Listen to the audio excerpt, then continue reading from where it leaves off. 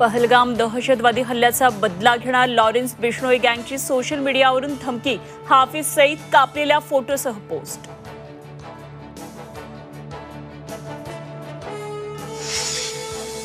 पहलगाम हल्ल्यावर तातडीने उत्तर देण्याची गरज, संजय राऊतांचा सरकारवर हल्लाबोल, यूट्यूब बंद करणं ही काय कारवाई आहे का? राऊतांचा सवाल, अमित शहांच्या राजीनाम्याची मागणी।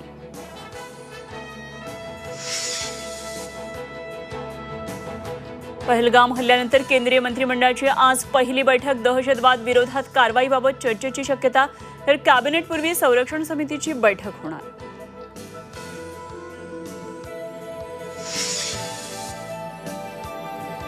पहलगाम हल्ल्याप्रकरणात झिपलाईन ऑपरेटरची आज दुसऱ्या दिवशी ही चौकशी, झिपलाईन ऑपरेटरसह 25हून अधिक जणांची चौकशी, झिपलायनर मुझमिलचे कॉल रेकॉर्ड तपासले जाणार।